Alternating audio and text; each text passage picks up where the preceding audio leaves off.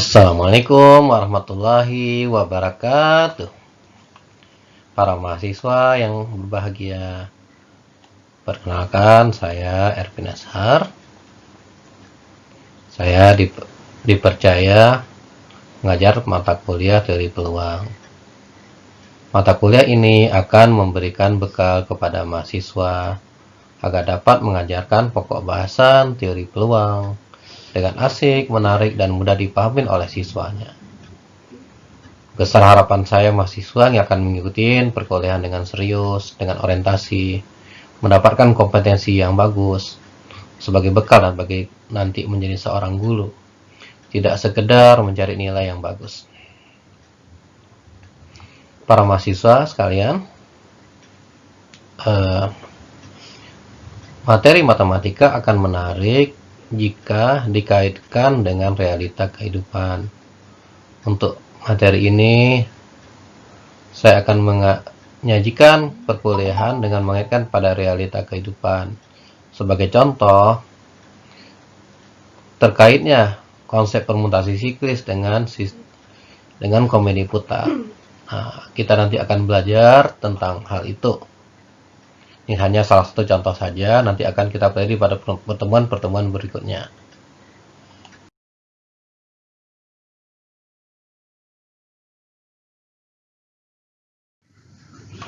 Harapan saya setelah mahasiswa lulus mata kuliah ini, saya sangat mengharapkan para mahasiswa dapat mengajarkan pokok bahasan teori peluang di STLTA dengan asik, menarik, dan mudah dipahami peserta didik, baik itu ketika PPL ataupun dan nanti setelah tamat daripada mata perkuliahan di UHMK ini. Jangan sampai selesai mata kuliah mahasiswa itu nggak dapat apa-apa, nggak dapat ilmu apa-apa yang bisa ditunjukkan ke orang lain. Saya sangat sedih jika mahasiswa seperti itu. Marilah berpikir jauh ke depan, jangan sekedar mencari nilai bagus. Selanjutnya, berdasarkan hasil riset saya, dan beberapa kali saya dapat hibah penelitian dari Dikti yang riset saya tentang teori peluang. Sekarang saya lagi membuat software pembelajaran teori peluang.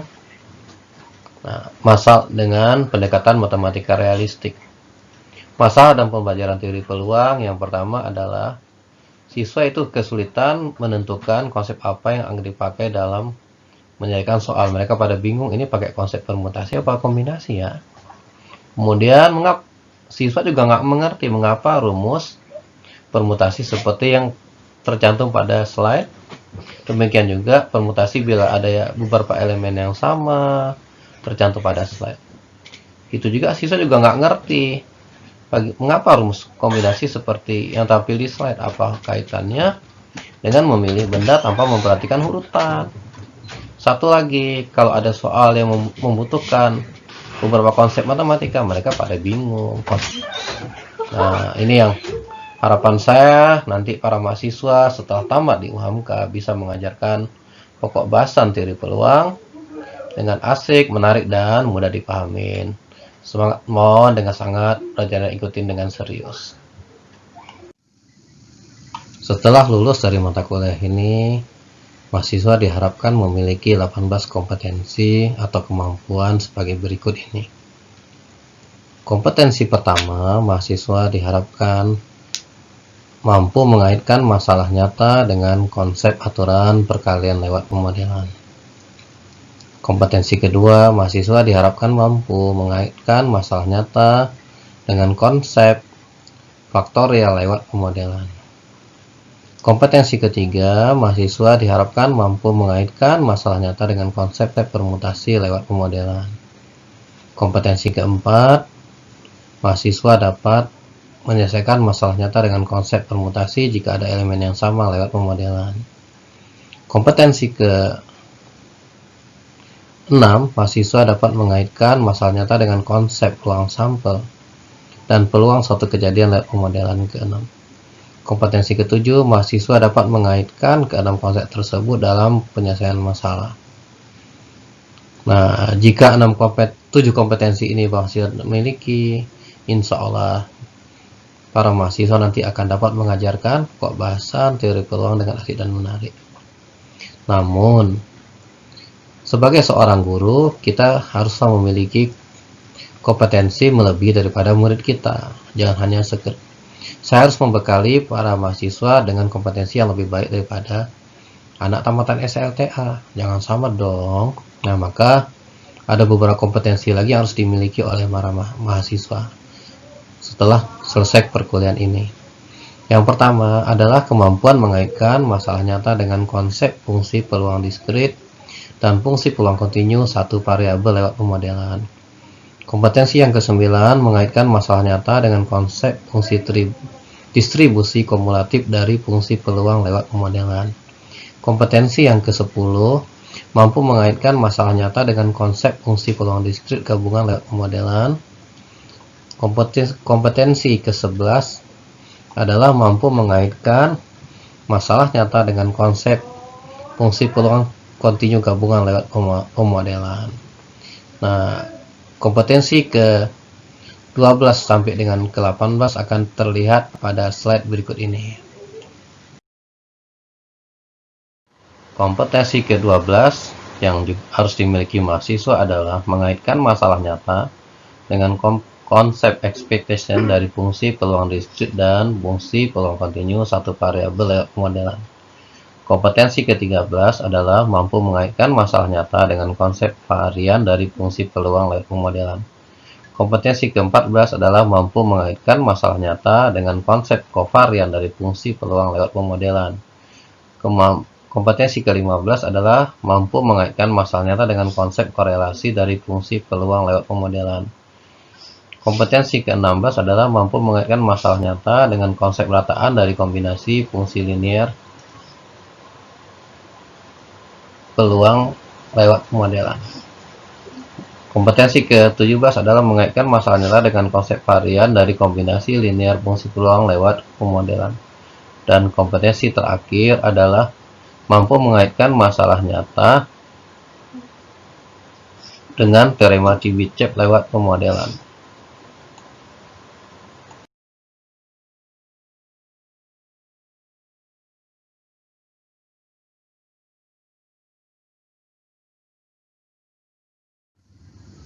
Agar tercapai 18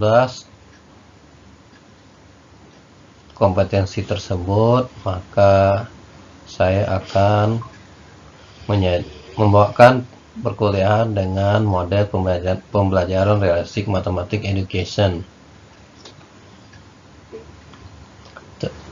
Tentu bagi para mahasiswa ya, zaman milenial tidak asing dengan realistik matematik education. Silahkan di searching di internet apa itu realistic mathematics education. Realistik artinya realita, matematik artinya matematika, education artinya pembelajaran.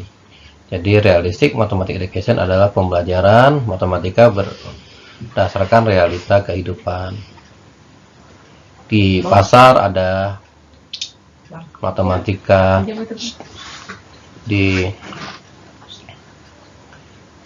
ketika kita akan membuat bangunan pakai matematika dan seterusnya. Filosofi RME, matematika adalah aktivitas manusia, yang mana filosofi ini dikembangkan oleh Freudenthal dari Belanda.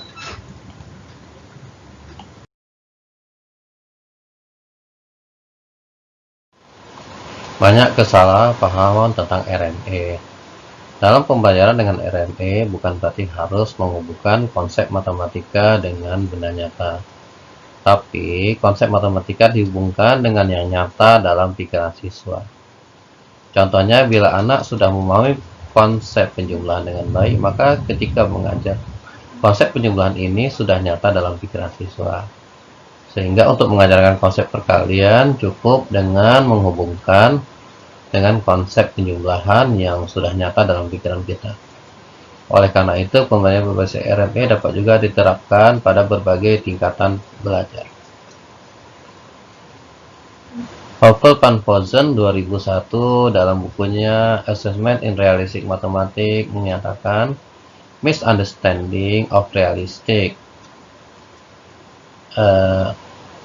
dalam buku tersebut dia menjelaskan bahwa what was called realistic is not just the connection with the real world, but is realistic to the emphasis that RMA part on of offering the student problem situation with they can imagine.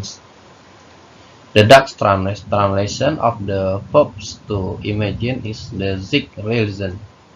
Ya, ini para mahasiswa kalau masalah bahasa Inggris tentu lebih pintar daripada saya, anak-anak muda gitu loh. Ya, kalian bisa mengartikan sendiri terjemahan ini. Yang lebih kurang artinya adalah bahwa tidak harus dengan benda nyata, tapi dalam sesuatu yang nyata atau bisa dibayangkan oleh siswa. Nah, sehingga tidak masalah, pendekatan ini juga akan kita terapkan di SLTA. Filosofi RMA adalah matematika as a human activity. Ini semuanya juga bisa menerjemahkan, apalagi mahasiswa zaman milenial. Arti bahasanya sudah sesuatu yang gampang lah. Semuanya udah pada tahu adalah matematika itu dikaitkan sebagai aktivitas manusia. Di bank ada matematika, di pasar ada matematika. Ketika membuat jembatan layang pakai matematika. Bisa yang tertarik dengan RMA silakan. Membuat tesis skripsi RMA silakan, nanti akan saya bimbing. Nah, itulah yang namanya matematika as an human activity. Nah, sini juga para mahasiswa sekalian, prinsip RMA ini juga bisa di searching juga di internet, yaitu guided invention, yang artinya semua sudah pasti apa artinya, kan para pinter bahasa Inggris semua nih. Yang kedua juga pasti juga pada ngerti, ya, yaitu mengaitkan matematika dengan fenomena kehidupan siswa. Jadi ketika kita mengajar matematika di Pulau Seribu tentu berbeda dengan kita mengajar di sekolah elit di Jakarta. Kita mengajar matematika di pedalaman Kalimantan juga berbeda dengan Jakarta. Kemudian prinsip ketiga, emergent model. Ini juga pada tahu kan, model kita munculkan yang akan menjadi jembatan antara masalah dengan konsep matematika. Selanjutnya, karakteristik pembelajaran matematika. Kalian juga bisa searching di internet, yaitu real world, artinya mengaitkan dengan sesuatu yang nyata dalam pikiran siswa. Yang kedua, pre-production and construction. Jadi murid itu diberi kesempatan menampilkan model-model konstruksi dari pikiran. Jadi model setiap anak itu akan berbeda-beda, dan guru adalah berfungsi sebagai membimbing. Kemudian ada proses materialisasi, adalah mengaitkan proses itu dari masalah nyata itu sebuah proses simbolisasi, pendefinisian, dan seterusnya ada proses matematisasi. Kemudian satu lagi interaksi, tidak hanya antara guru dengan siswa, tetapi siswa. Jadi siswa tidak hanya mendengar penjelasan guru. Yang satu ada lagi adalah keterkaitan antar materi. Misalkan materi faktorial dikaitkan dengan aturan perkalian, materi permutasi dikaitkan dengan faktorial, materi kombinasi dikaitkan dengan materi permutasi. Oke. Semoga perkuliahan ini dapat memberikan bekal bagi mahasiswa untuk menjadi guru yang hebat. Harapan saya semua mahasiswa bisa serius ngikutin perkuliahan, mengerjakan tugas dengan semangat, agar itu menjadi bekal bagi para mahasiswa sekalian. Demikian saja pada pertemuan pertama ini. Wabillahi taufiq wal hidayah. Assalamualaikum warahmatullahi wabarakatuh.